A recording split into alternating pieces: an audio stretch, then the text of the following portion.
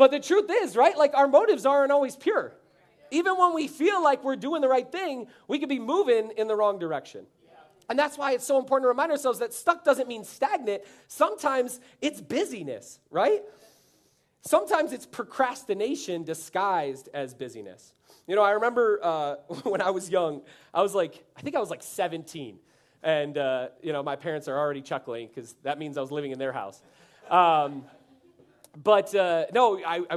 just made the New York State All-Star team for rugby, and the coach lived out in Batavia, and so every once in a while we would do practices out there, get ready for whatever was coming, and there was an English touring side that was traveling through the United States that year, and they were kind of following the U.S.-Canada border to play a bunch of other, development teams in the country.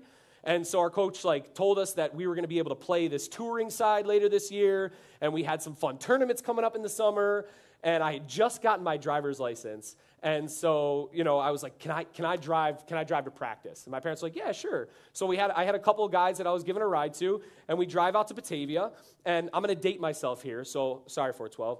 But I didn't have a GPS on my phone, so I had to go onto the computer, bear with me, type in the destination on mapquest.com, something that most of you don't know today. I said I was going to date myself. And print that out, right? And I was thinking to myself, I'm like, well, how hard could it be, right? You get on the interstate, you head east towards Batavia. It's about 30 minutes away, 45 minutes away. Get off the exit, follow the prompts on the sheet of paper, and I'll be at my destination. And it can't be that hard, so I'll just reverse it on my way back, right? I'll just do everything opposite to get home. So, again, 17 years old, just got my driver's license. Wasn't thinking big picture. I was thinking, I get the keys. I was thinking, I get to drive. And I remember, everything goes well. We get to practice. Everybody's buzzing because we just got all this great news about the touring side coming to the United States, and we were going to have all these awesome tournaments this summer, and we were all super, super excited. And so we leave practice, and we get back in the car. The windows are rolled down because we stink, and turn the music on, start reversing the instructions, and we get onto the interstate, and we start heading, and we get a little bit further, and we get a little bit further, and I'm thinking, Batavia is only about 30, 45 minutes from home. I should have passed an exit that I recognize by now. I don't recognize any of these Rochester exits, right? That's a town that's like another hour away from here, right? And so I start to panic because I'm like, I don't know what to do. And the thought of being that much further from home, again, new driver, friends, my parents' car, I'm sure we had something going on that evening, so I was feeling anxious about not being back for that. And I remember I called my dad.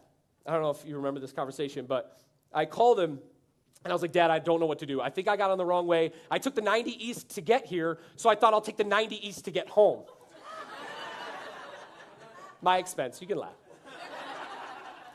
And I don't even know I totally was aware of that at the time. I think I just called you and said, I was like, I don't know. I think I'm going the wrong way. I don't know what to do. Like, should I just turn around? Do I just pull a UE? Like, what should I do? Because, cars are driving fast. I'm trying to, talk to him on the phone while driving a car on the highway. This is all very new to me. And I remember he just goes, where is the sun? And I was like, what? I was like, what? Is this Star Lab? Like, am I in astrology class? Like, where's the sun? Why do you want me to figure out? I didn't bring my sundial, Dad. Like, where's the sun? I have no idea what you're talking about. He goes, where is the sun? He's like, it's 6 o'clock, so the sun should either be directly in front of you or directly behind you. And I was like, I don't know. Where's the sun? So when it took me a second to not see it in front of me, I figured, okay, it's probably behind me with his help. And he helped me realize I'm headed in the wrong direction. And so he's like, it's okay. Just get off at the next exit, drive safe, turn around, and get back on going west, and then you should be home in about an hour or so. And I remember that feeling because I was like, man, I thought I was doing everything right. I followed the directions perfectly. I got back to the interstate. I got on the highway. I went the speed limit, maybe a little over. I went the speed limit, and I was headed in what I thought was the right direction.